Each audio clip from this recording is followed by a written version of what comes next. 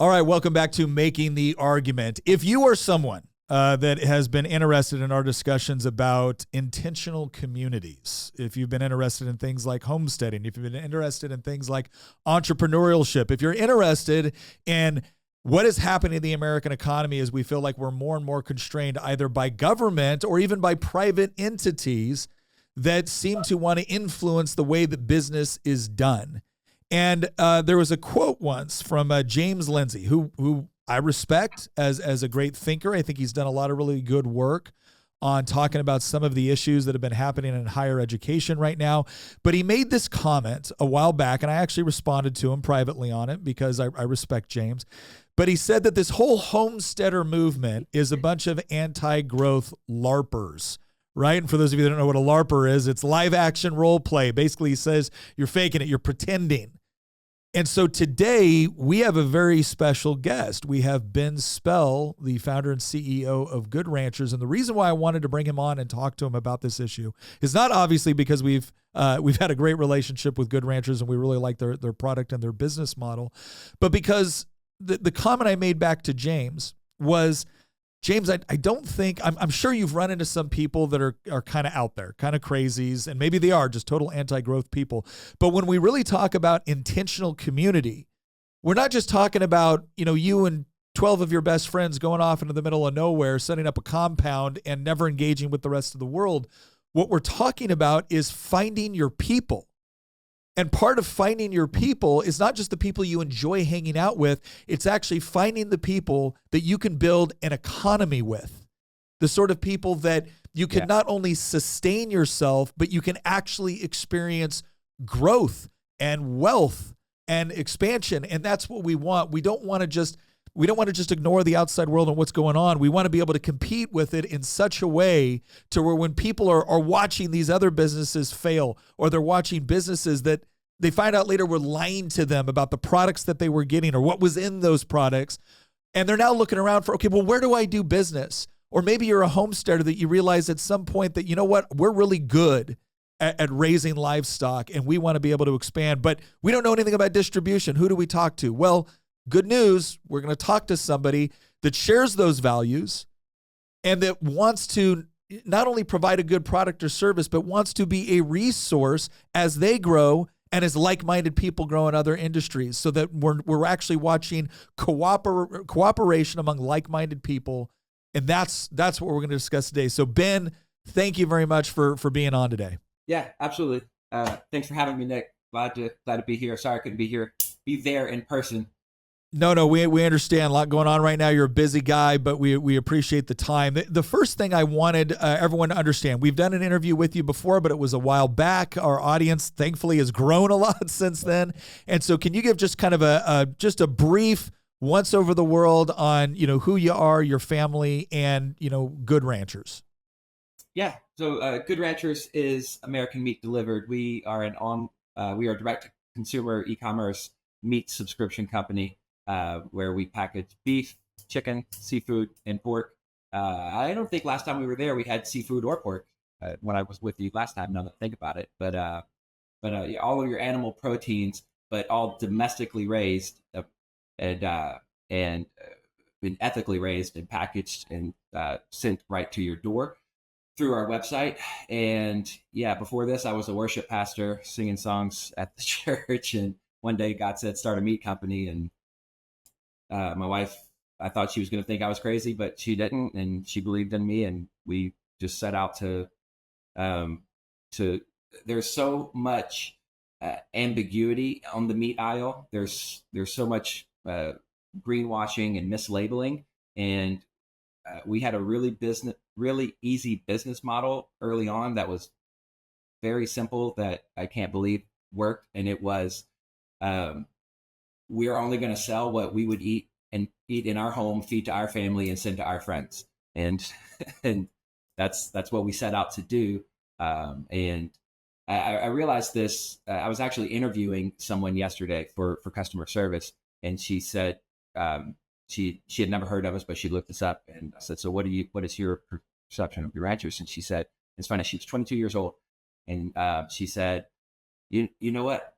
I can't believe I've never heard of you, but I love so much the concept, because I go to the grocery store and I have no idea what I'm looking at. I have no idea where it's coming from, but I actually care about those things. But I'm just confused. And what I think Good Ranchers does is you kind of take the guesswork out of that for me, the consumer, and I can just trust that what I'm buying from you is what is good for me and my family. And I'm thinking, oh my gosh, yes, nailed it.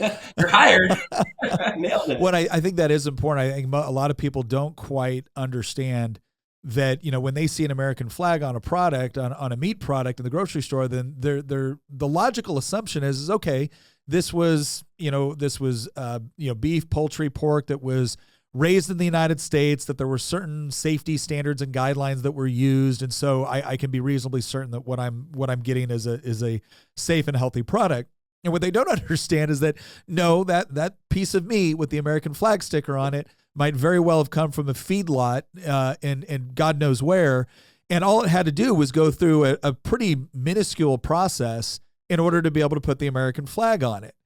And it's the same way too, where it's not as if when you pick up that label, you're getting, you know, information right off the bat on whether or not mRNA, you know, vaccines were used in your cattle or whatever else it was. And so we have gotten to a point where when people look at things like the food pyramid, which growing up for me, the food pyramid was gospel, right? Well, of course, this is how you're supposed to do. The government said so. Clearly, they wouldn't have deceived us or been wrong or, you know, trust the science. And I think what more people, again, it's probably one of the only positive things that happened out of COVID was that people started questioning these things a lot more, because the more they started asking questions, the more they started realizing that, wait a second, a lot of what I thought was true about the economy, a lot of what I thought was true about the food I was getting, a lot of the information I thought was true about my health, was maybe not smoke and mirrors, but let's just say heavily influenced by whoever was paying for the study. And again, that was true of the government as well. This idea that, well, if it's a government funded study, of course it's going to be objective. Like, no, government funded studies tend to approve what the government wants approved. And so people did start becoming more skeptical. And again, you guys stepped in, and we could say, okay, it's a meat company. But as we were talking about earlier, well, it's not just a meat company. It's about establishing trust with your customers, with your consumers, to know that what they're buying is exactly what they think it is. Yeah. And that's been a very successful model for you guys. Yeah, exactly. And it's not just right. Originally, it was just where the meat's coming from, how it was sourced, where it was raised, and those things. But now, moving forward, 6 years later, and how the world has changed, and but it now it matters of where the meat's coming from, how it was raised, what's in it, was it ethical, and all of those things. But also, what company am I supporting when I buy this? What organization am I supporting when I buy this? And those are all questions that you would think, because you're shopping at an HEB or a Kroger, or I don't know what grocery stores you guys have over there, but you would think that the products being sold are, well, especially when it comes to meat, that they are from local farms and ranches in the U.S. But then you would also hope that they were coming from companies that are giving back to this economy. And so many of them are foreign-owned entities. That it's Smithfield, the biggest pork brand, was purchased by a Chinese company back in 2012, 2014. And it's things like that. When it's more than just where the meat's coming from. It's where are your dollars going, and what are those dollars going to support as well? Well, and I got to tell you, like, I'm a big free market guy, and so I've never had a problem with free trade or international trade or any of those things. But I think it's also important to be wise that, look, not every company that you're trading with either has your best interests in mind or the country's best interests in mind. And so it's important to Mhm. remember that when you have a company owned by the Chinese Communist Party, it's reasonable to assume that okay, they may not be providing you exactly what you think you're being provided. And Mhm. let me ask you about this, because as we go to a lot of like homesteader, like I love homesteader conventions. I love talking with homesteaders. Amy Fuel is a constituent of mine, and she puts on the Homesteaders of America conference, which has like 8 to 10,000 people show up to it. It's a blast. And you have this full range. You have everybody from Joel Salatin, who's, gosh, that guy's he's got 1,000 acres, right? He's running a fairly large operation. Yeah. You have other people who are just kind of figuring out, what they want to do, maybe for their own sustainability. You guys started off, again, it's not like someone handed you a check for $10 million and said, hey, start this huge company. You guys started off doing something fairly small, Mhm. right? Fairly small.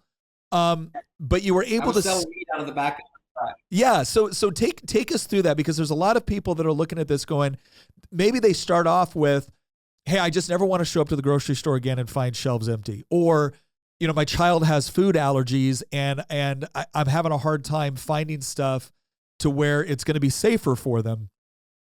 But then maybe they really get into it and they start to grow and they realize, gosh, there's a future in this. I remember the first time, Mhm. my wife and I or the second time we went to the Homesteaders of America conference, and she had been, keeping bees, and, we had been growing habanero peppers, and she made this incredible jelly from it and whatnot. And I mean, she like sold out of habanero jelly, and she was like, "Oh my gosh, there's something. I guess this really is good, and there's something to it." And she started to get excited about, well, maybe I could do more of this next year, or maybe we could go to more conference. Ben, again, nobody handed you guys a $10 million check and said, hey, go start this, meat distribution company or whatnot. You guys started off very small. And the reason why I bring that up is because when we go to homesteader conferences, we run into a lot of people that, again, there's a wide, swath of people. Some people are running major operations, right? Maybe they have 1,000 acres. And they're doing regenerative farming and they're looking for customers. Other people are starting off just kind of curious about this. They have maybe it's health reasons, maybe it's just quality reasons.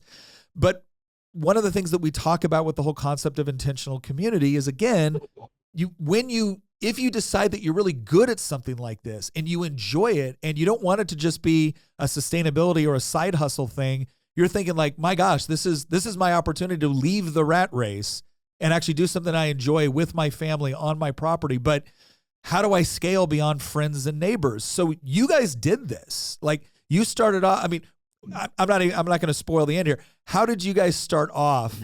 And then how did you scale while staying true to what you believed? Yeah. So it started off, I was selling meat out of the back of a truck in a parking lot.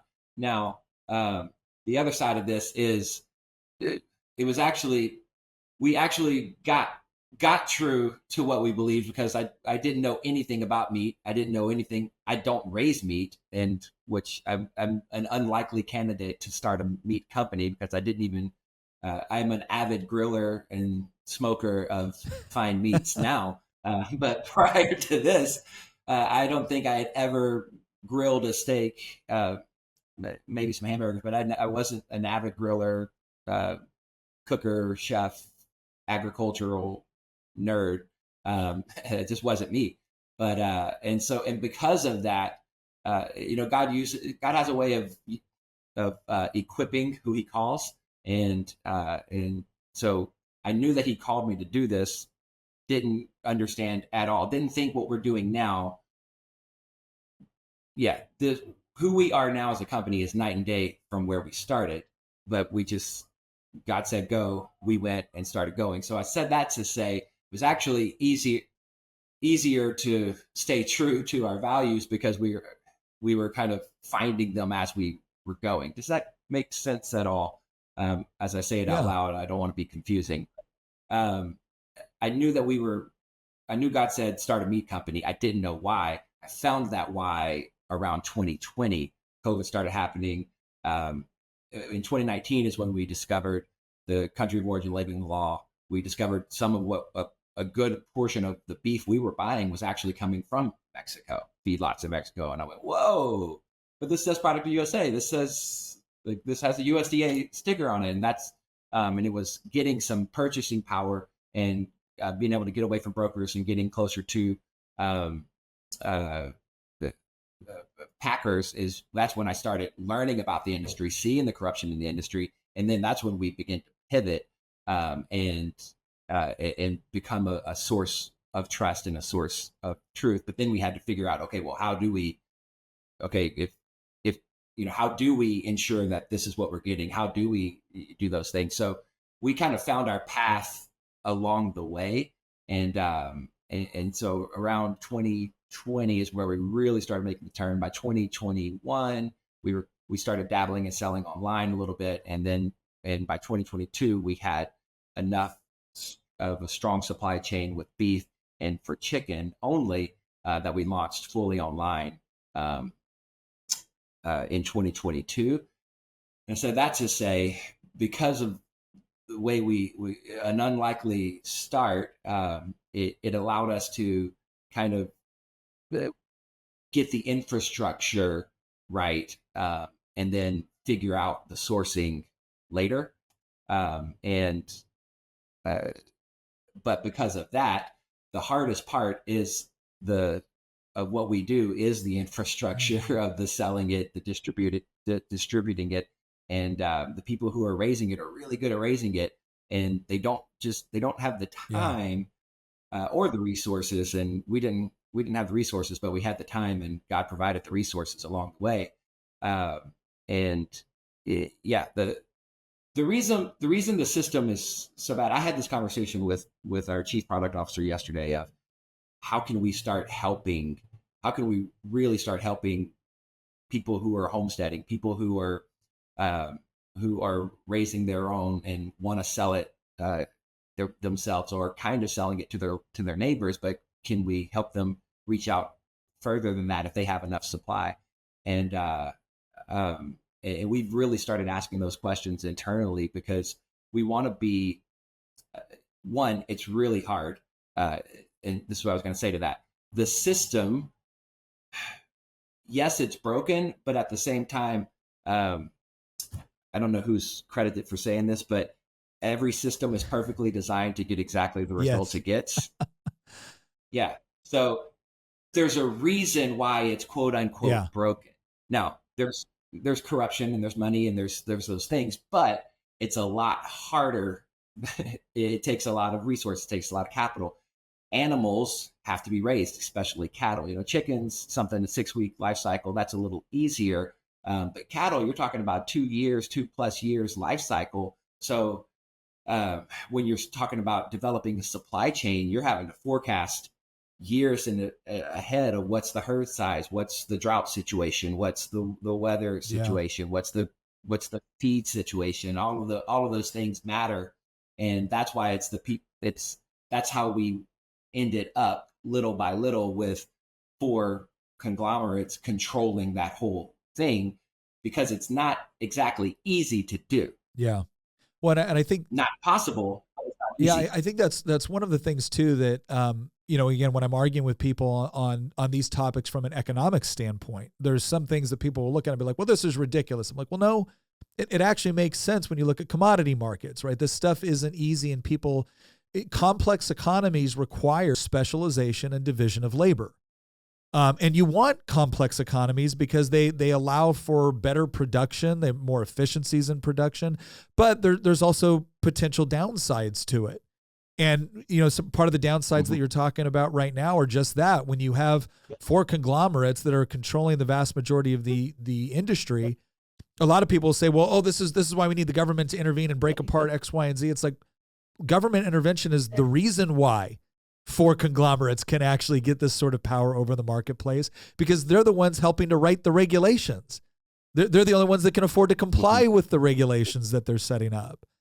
And it's fascinating because, again, it's one of the things I've always respected about the way you guys do business is that you're not there trying to use the government to shut down your competition or to give yourself special advantages. You just want openness and transparency and the ability to compete And that's the way it should be. And then the other side of that, from a consumer perspective, is that more and more we've got people that want to have a certain quality, and they want to be assured that they're getting that quality. And they don't want to be told by some expert that, well, you don't really need this. You need that. No, I know what I want. I know what I need. And these guys are going to provide it. So that's what I'm going to do business with. Let me ask you this question. Because there's obviously you're a Christian, you're a man of faith, and you were working in ministry for a while. And this is something that we've kind of talked about on this episode as well. And that's that whole idea that I think sometimes within cultures, right, and within Christian culture, there's this idea that among certain groups where, well, the entrepreneurial side is the pursuit of profit or the pursuit of, and it's like, yeah, okay, obviously a company needs profit in order to exist and to be able to survive, but it's almost as if we treat that as if it's not as honorable or as noble or as important as doing other things within ministry. And I look at someone like you who you were in ministry, you're doing that, but you really felt called to do this. And I think it reinforces once again that if you're really reading like Christian doctrine and that's important to you, your job is to be obedient, not to do what somebody maybe even within a subset of a culture has told you is, well, this is the pinnacle, and this is this sort of occupation isn't. Well, again, if you hadn't been obedient to what you were being called to do at that time, even though you really weren't quite sure why, this wouldn't exist today, and it's providing an incredibly valuable service. Yeah, we need. Man, I'm going to preface. I don't want to. I might come across as saying the wrong thing. I am pro the church. I'm a believer. We should not forsake the assembly of the people. That said, it's really hard in today's modern Christianity to decipher the difference between it being a job and it being a career and it being a calling, or a job and a career or a calling. And this started decades ago. Well, we started a Bible college out of very good intentions of teaching people the word, training up people to know the truth and go out and share the gospel. But when you make that a college, you're now making that a career path. Yeah. And ministry is never meant to be a career path. You should get paid. I got paid by a church for a long time. I believe that it is a job. You should get paid for it. But there's some rub there a little bit. And because you can start questioning, well, how much should you get paid, and all of those things. Yeah. I don't want to get into that, but what I do want to get into is I believe that there's a big divide in Christianity. I'll just go Western Christianity because that's really what I know the best, and it's that ministry is working for a church and everything else is secular. And the truth is, ministry is meeting people's needs. Like Jesus ministered walking down the road, meeting a woman at a well. Jesus ministered going into the town. He would teach in the synagogue. And we have this Western idea that ministry is what happens in the church. No, ministry is what happens outside the church. Teaching the word happens in the church. Worship can happen in the church. Worship should also happen at home and in other places as well. Because fun fact, interjection: worship is not singing songs, even though we've made an entire genre called worship music. Yeah. So if anybody wants to have a one-off on that, I would love to talk about it. That said, ministry is meeting the needs of people. Ministering to people is meeting their needs. And I'm a firm believer, being someone that was in full-time ministry for most of my adult life, more of my adult life than I've been an entrepreneur. I see the need for Christian business owners, Christian managers, Christian entrepreneurs, Christian leaders. I see that need just as much or more than we need just churches, because we've got 55 employees or so that I have 40 Yeah. hours a week, and the church gets you for Yeah. like an hour Well, and a and half. it's amazing to me because again, when we talk about intentional community, again, as a Christian, the first intentional community was the church. And in order for a community to Yeah, actually thrive, it's different people providing Yep. different tasks based off of God-given talents, God-given drive, and God-given purpose. And if you're and it even says this in scripture, right? Like you can't look at the toe and say I don't need you, right? It's no, like each thing's in that body is supposed to be, doing stuff in service, in ministry.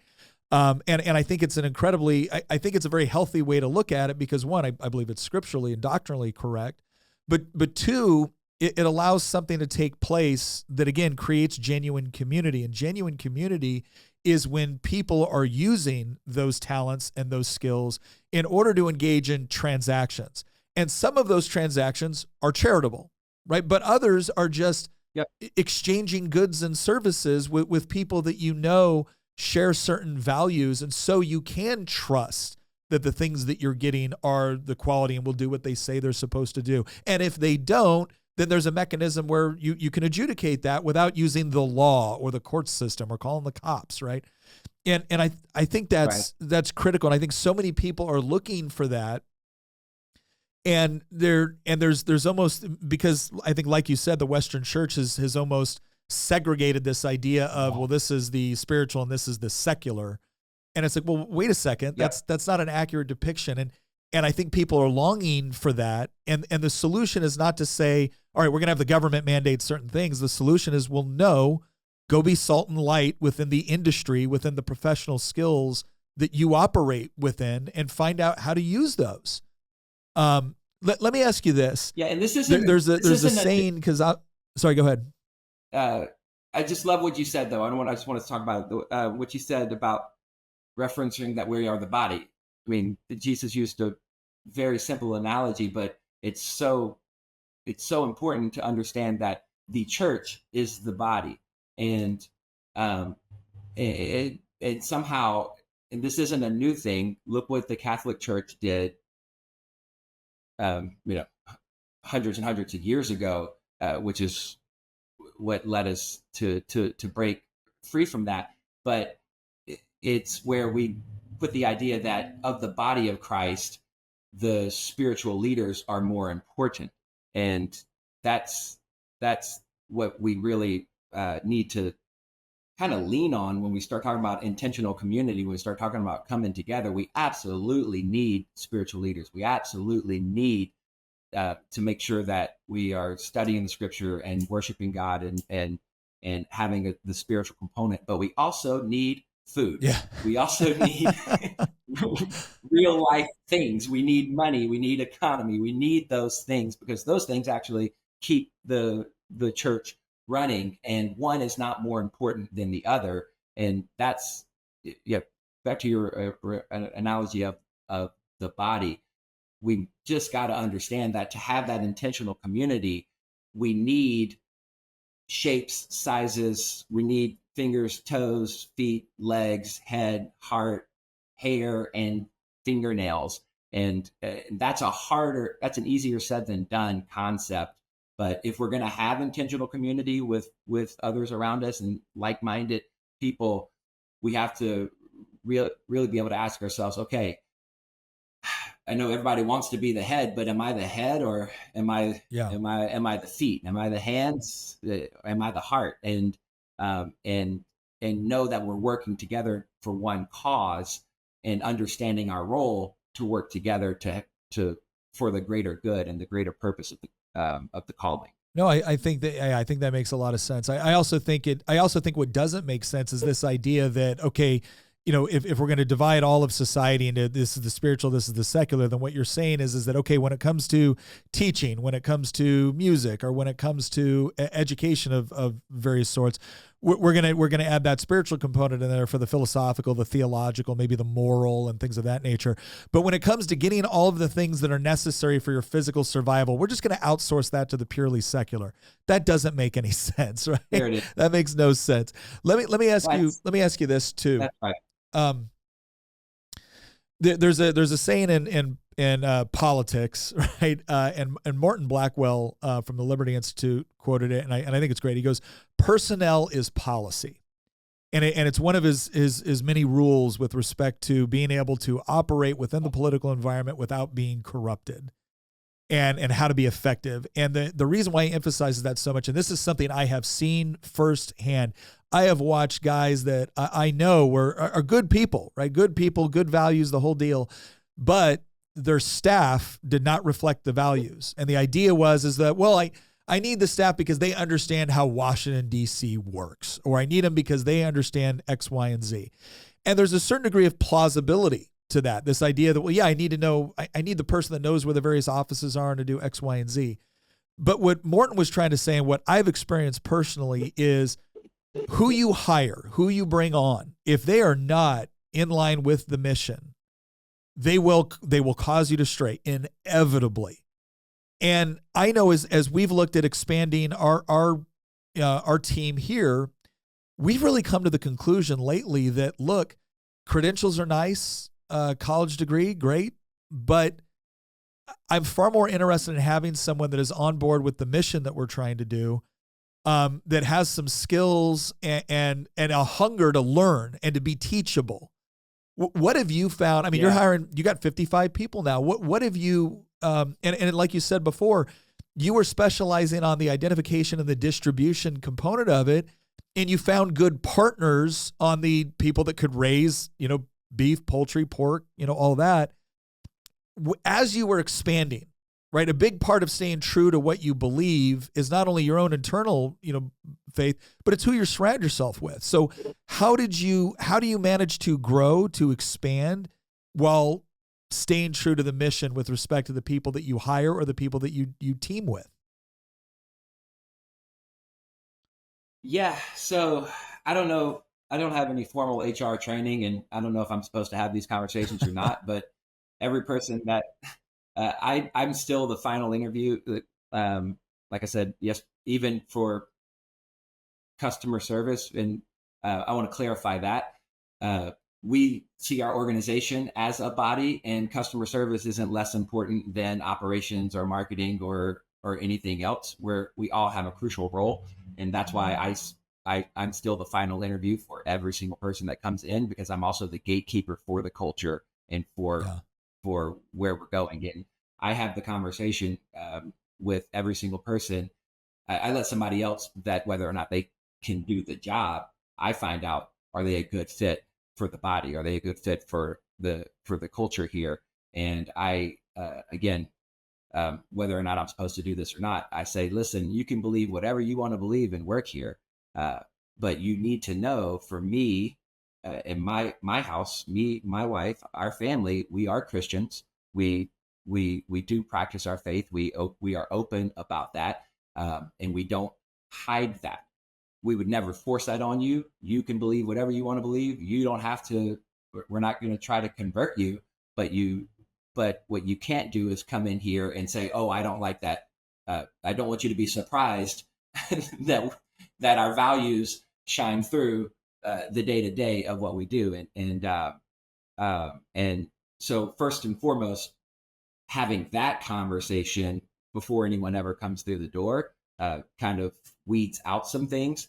And then I've learned the hard way, which is unfortunately is what we have to learn, that you hire for attitude and train the talent. That's Hire for attitude and teach them to do it, man. Because the people who don't have the right attitude, we have some amazingly talented people that have good attitudes. Just because you're talented doesn't mean you can have this. You have to have a bad attitude. But yeah, I'm a firm believer in finding the go-getters, finding the people who have strong work ethic and can solve problems. Running a business is solving problems, and if you can solve, like, every single day we show up, what problem do we have today, and how do we fix it? How do we get better? And so hiring people that have critical thinking and a good attitude, that's our, so far, that's been our keys to success. No, that's great, and it makes a ton of sense. In fact, I mean, I hate to, I genuinely don't like to say this, but I know it's gotten to a point for us working in kind of the creative world where, where it's content creation and things like that, and having respect for our audience and their time and what we're going to get out to them. I'm at a point right now where if you come to me and you talk about, the college degree that you have, I've actually come to a point where I'm worried, like, okay, am I hiring a skilled technician or am I hiring an activist? And it shouldn't be that way. And I didn't make it that way, but that's what, unfortunately, some of these institutions of higher education, that's the sort of environment they've created.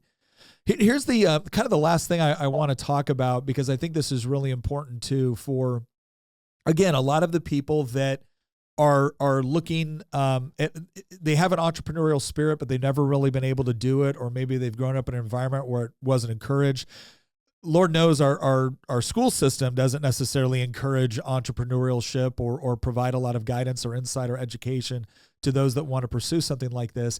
And you've given a lot of good insight here on some of the things that you went through and how you did things, and hiring practices.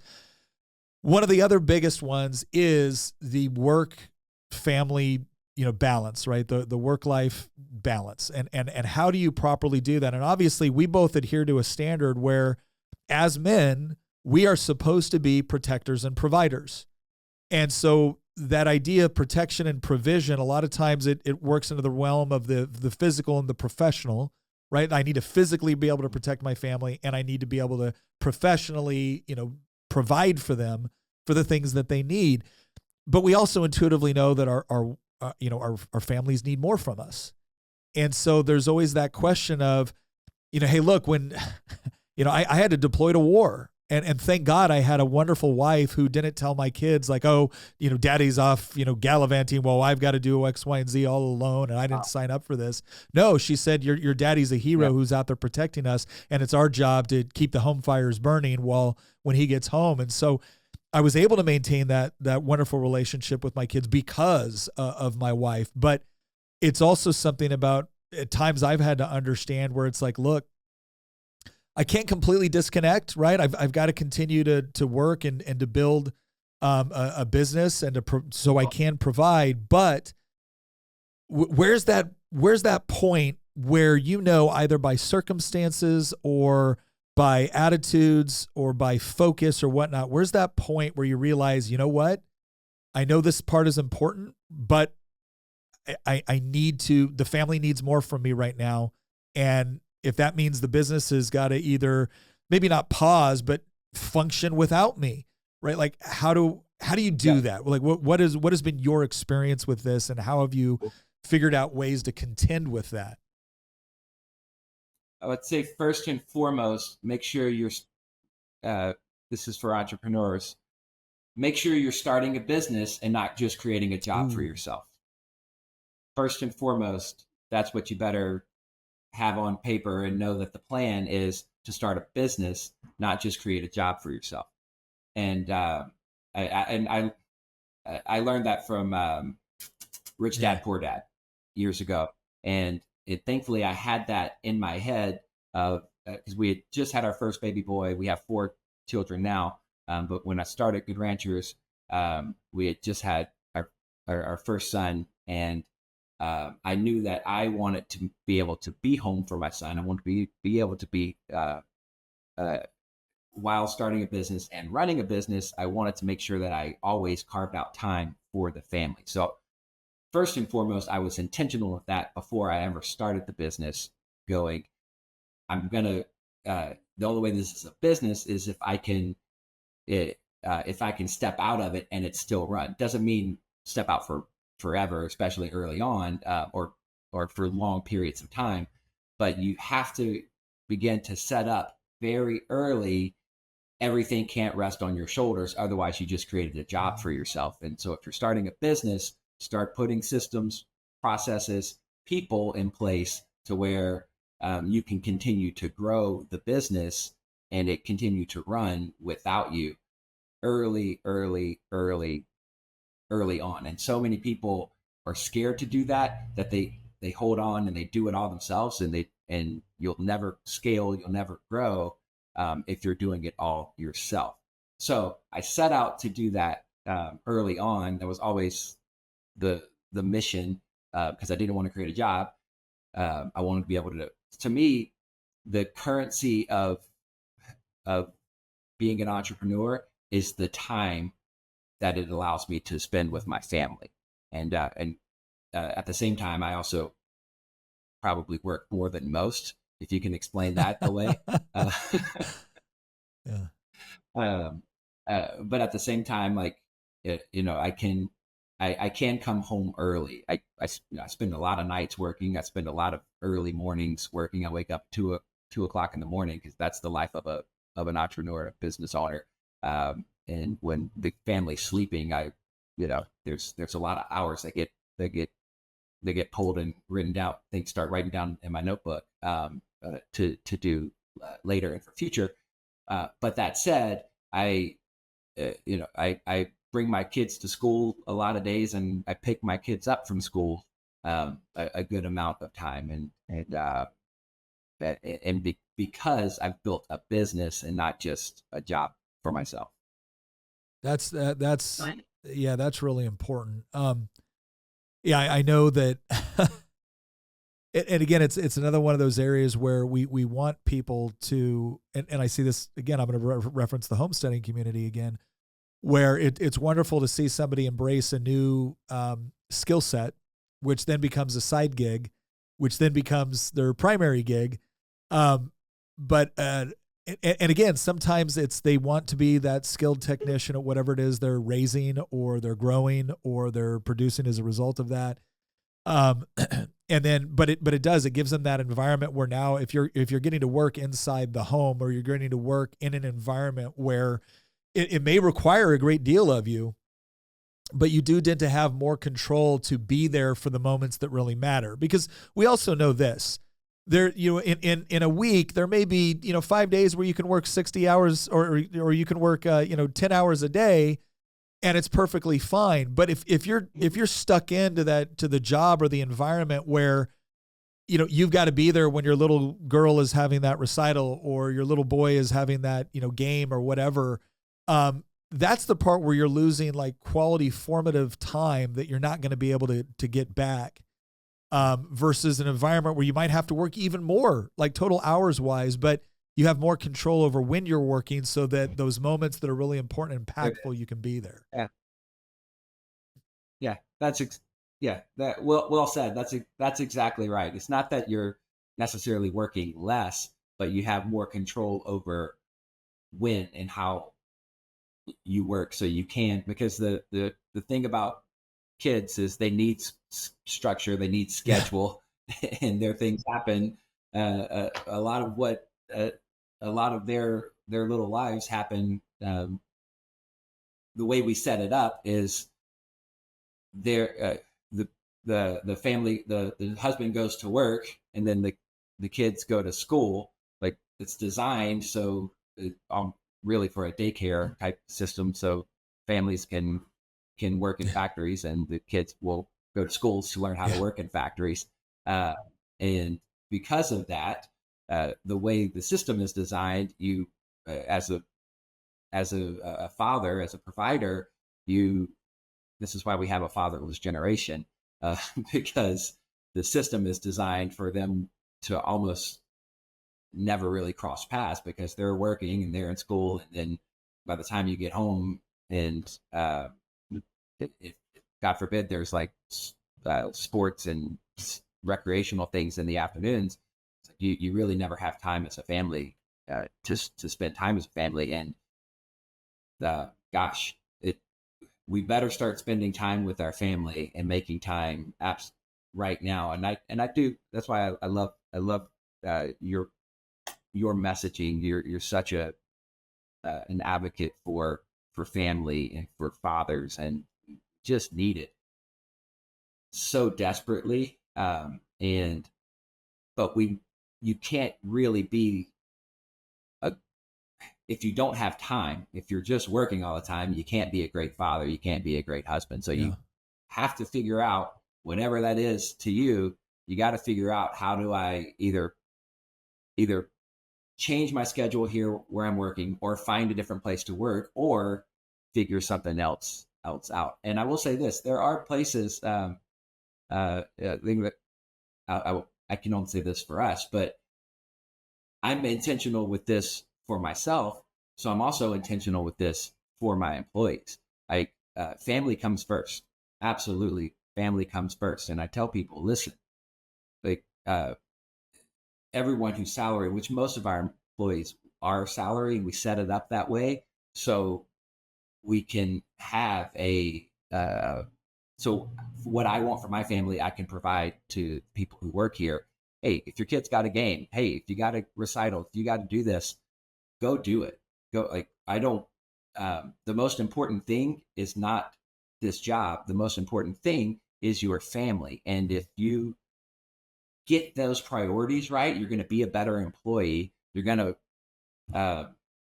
I'm on a tangent, but I'm gonna just keep going for just one more second. Like, just because somebody sits here for 8 hours doesn't mean they do 8 hours of work. Yeah. It's asinine to think that. And what we don't want to do, and what I've worked and continue to strive to do, is get a culture of people who aren't just sitting there watching the clock to go home. Yeah.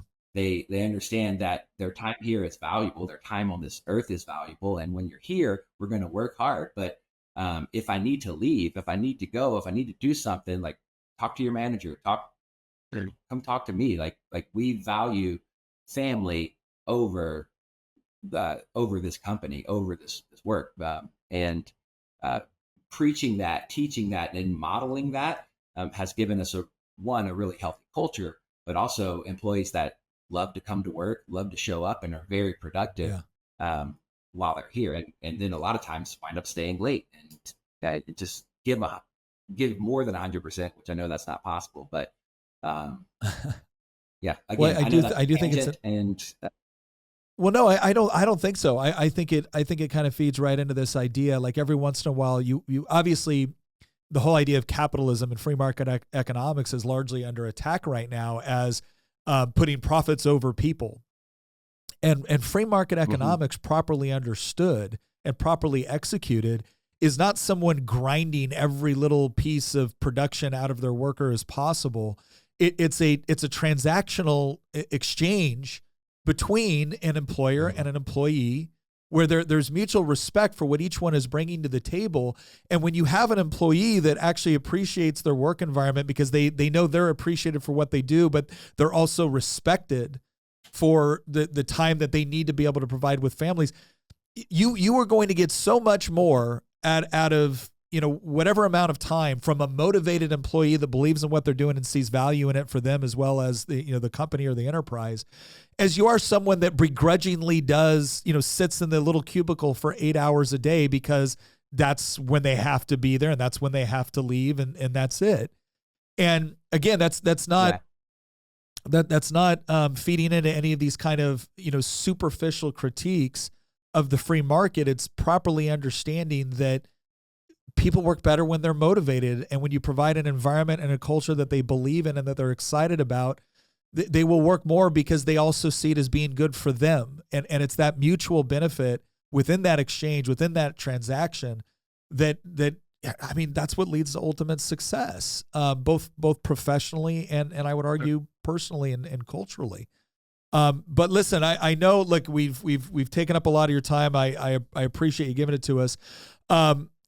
Tell people, obviously we tell them every episode, but again, if you're the sort of person that you're looking for, and I want to say this up front, I don't appreciate businesses that attempt to sell their goods or their services exclusively off of the idea that, look at us, we're patriotic, or look at us, we're Christian, or look at us, this.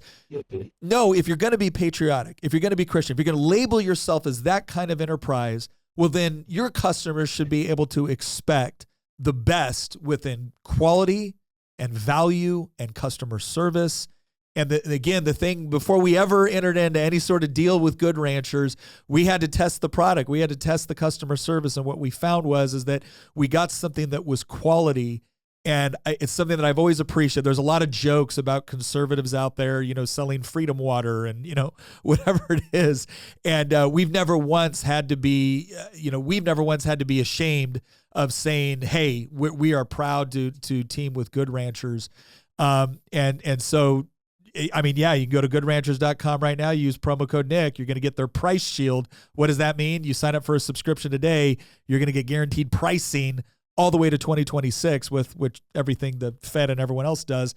That's hugely valuable right now to be able to know that the meat you're going to depend on for your family all the way to 2026 is not going to be rapidly shifting in price. But Ben, just close us out with kind of any final thoughts you would like to talk about Good Ranchers, about family, just whatever might be on your heart or on your mind.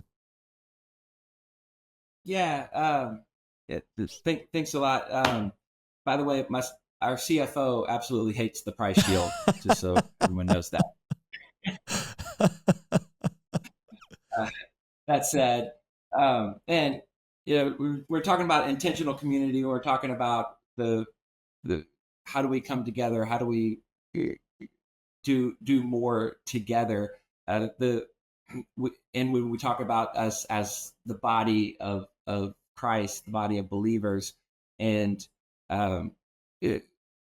we're just one portion of that. And to a hammer, everything's a nail. So to me, our portion is providing quality meat. Our portion is providing the things that you said that we do. But that said, me being a hammer and looking at a nail, or looking at everything as a nail, food is a fundamental human need, and it absolutely is important. It's crucial that one, you want quality because you are what you eat, but it's not so much just having food. It's what food does. Food brings people together. When we talk about coming together, food is what brings people together. You have people over and you don't have any food, you're a poor host.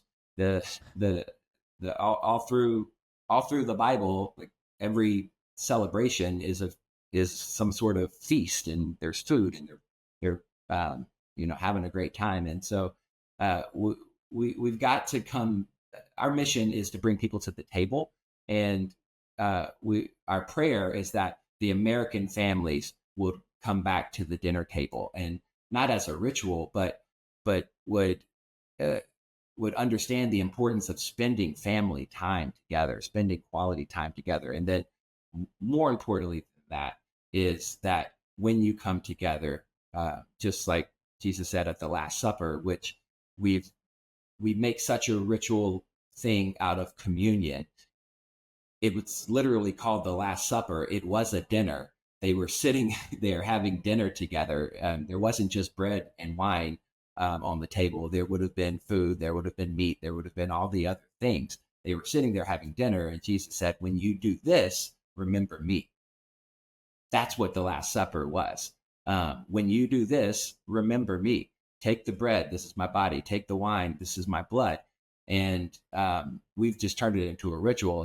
And the reason, our passion behind what we do at Good Ranchers is we want to bring people to the table. We want to provide quality food that you can trust.